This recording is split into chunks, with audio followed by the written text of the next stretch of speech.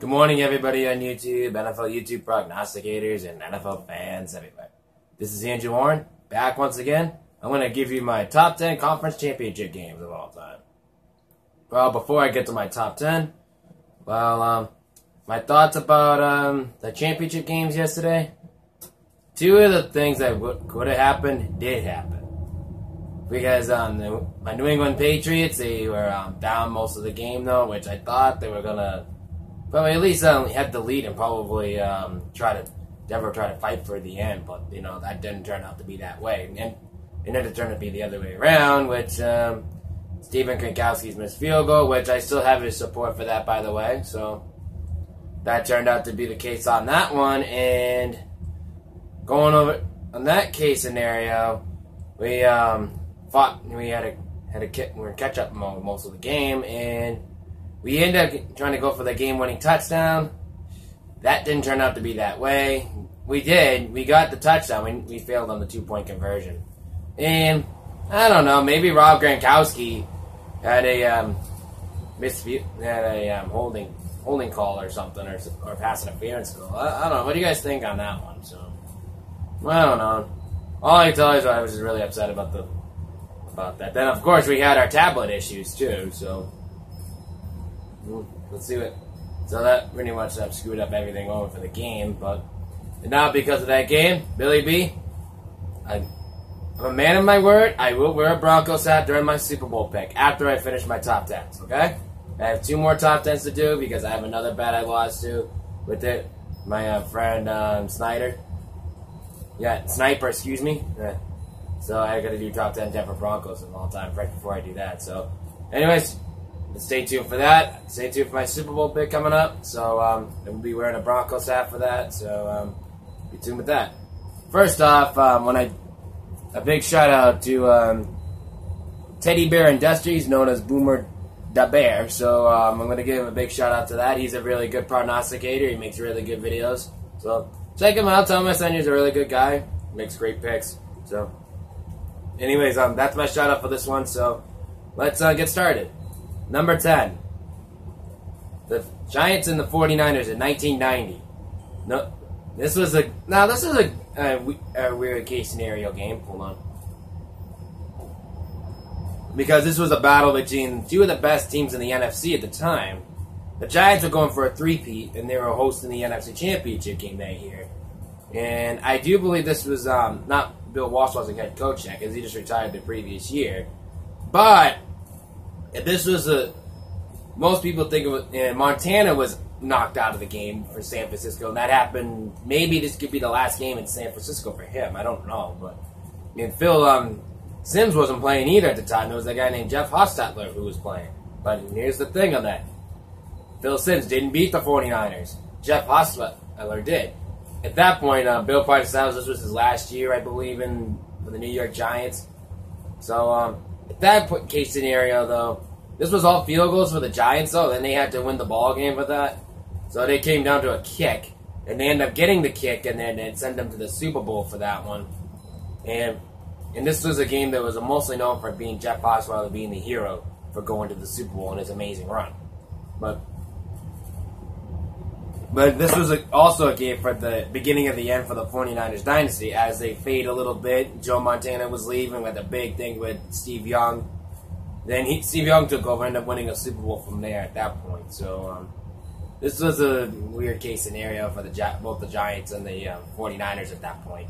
But that's my number 10. Number 9, the Steelers and Raiders in the ice in 1975. This was mostly known for being the bad weather game for this case. They were playing in Pittsburgh, and it was 1975. There was a classic rivalry between the Steelers and the Raiders on that, but this was basically known for the ice coming in. The field was a mess. That when in the Steelers ground crew were putting on trying to make things even for the ice, chop off the ice and get rid of the ice and everything. But Al Davis and John Madden, mostly John Madden because he was on the field. He was asking the Steelers land crew, like, "Hey, what happened to the field?" I was like, "I was taking care of the ice on both sides." And John said, "No, I didn't. No, you didn't." And he goes, at that point in scenario. But Then John said I did the same for both teams. So then Al Davis came around and told Pete Rozelle about this, and Pete Rozelle said, "Well, well, that's the same to me." Then Al Davis was like, "Pete, you have no idea what you're talking about." So at that time, no, Al Davis and Pete Rozelle really hated each other at that point. But that game was a field mess. But that game was mostly, remember, Lynn Swann getting checked right here, and he clotheslined him for that, and he got knocked out of the game. The Winnie was out cold on that one.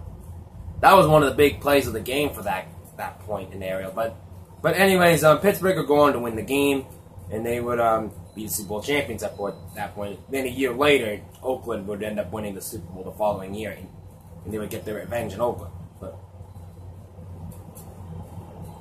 all right, number 8. Gary Anderson's missed field goal. The Falcons and the Vikings in 1998. Yep. I had to put this one on there. It was boldly remembered. Gary Anderson was being perfect all season long. Pro Bowl kicker too. Maybe Hall of Fame kicker. But in this game, the Vikings had the lead 27-20. All they needed was a field goal to win the game. That didn't turn out to be the game, and he missed it wide left. It was indoors. It was not cold. It was perfect, good weather condition. Gary Anderson missed the field goal. It became known as the miss in Minnesota. And I'm sure Gio is probably not want to remember that game, so... Sorry, Gio. I had to put that in my top 10. I had to do that, So at that point, after Gary Anderson's missed field goal, the Falcons had more opportunities to run more plays, and they did. Then to score the game-winning touchdown. That would send it to overtime, and the Falcons would go on to win at that point, with Morton Anderson kicking the game-winning field goal. But after the game, Randall Cunningham said it wasn't meant to me, and Chris Carter, on the other hand, was crying in the locker room, which I can understand in his point of view. They were so close getting the Super Bowl. He said that was it. That was the year that Minnesota's about to win the Super Bowl, but didn't turn out that way. But however, the Falcons would go on to lose Super Bowl 33, and they're getting clobbered by the Denver Broncos in that point. In that case scenario, that all happened from there. All right, number 7, the Freezer Bowl, the Chargers and the Bengals. Now this was a game. They came up with 2 divisional games in Cincinnati. I forget who they played, but San Diego came up with that epic game in Miami. They came off from that really bad weather game, that hated wave, and all of a sudden they go to a Freezer Bowl game, which they got clobbered on that because it was cold and freezing, and Cincinnati and San Diego wasn't used to that, I don't think. But the footballs was like bricks, and they couldn't even handle the ball. But at that point, though, this was a San Diego team that was really a fun team to watch. But everyone was probably rooting for San Diego for that game, but Cincinnati ended up winning that ball game because of the cold and the freezing ice. They can handle the ball, though. It was like it was stickum at that point. But San Diego was like joggling the ball and missing the ball and everything and fumbling the ball. It was a bad game for the San Diego, but it was boldly bad because of the Freezer Bowl. It was one of the coldest games in conference championship history. Well, but the closest to the Ice Bowl, I guess. So at that point, that was the end of San Diego's run with Don Coryell and Dan Fouts and Kellen Winslow at that point for that big offense, and that would end up sinking San Diego to go to the championship game, and Cincinnati would go on the game and lose that one. So, all right, number 6. The Colts versus my Patriots in 2006. Long story short, this is boldly remembered for that comeback game for Peyton Manning having that epic run in 2006, where he finally get his revenge on us and win the game.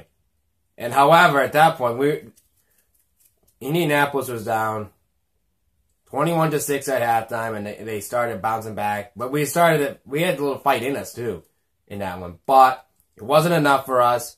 So we end up losing the game on that point. And in that case scenario, since Indianapolis scored the game-winning touchdown, we tried to make a comeback in that one, and we just couldn't do it. And we got picked off in the end, and Indianapolis will go on to win the Super Bowl for that point. But this game was boldly remembered that Peyton Manning getting a monkey off his back, winning that Super Bowl, beating Tom Brady and the New England Patriots. Yeah, I'm not too thrilled about that game. But, and all of a sudden, they finally get their Super Bowl ring at that point. But, anyways, that game, and also in that game, though, Reggie Conwell ended up dropping 2 touchdowns. 2 touchdown passes from Tom Brady, and that could have won the game for us at that point. At that point, too. So that was a big blow to the thing on that. But however, we end up getting the unbeaten season, losing to New York at that point. Not thrilled about that either, but, well, what are you going to do? I still remember that game, that conference championship game. Broke my heart. Gotta tell you, broke my heart. Anyways, I'm gonna do the top 5 from that point in there, but I forgot to mention the Carolina-Arizona game. That was a game that everyone expected. I thought Arizona was gonna pull it off like an upset, but that didn't turn out to be that way. Thought it was gonna be a high-scoring game, but it ended up being a blowout at that point. So, maybe, Arizona will get their revenge next year, but, but I think it was a good run for Arizona. I think they're probably going to be a good success for another few more years, so we'll see what happens. But Carolina was most dominant in that Super Bowl, in that championship game on that one. But I got to tell you, that will do it for this video. I will see you guys all again soon, and until then, I'll see you later.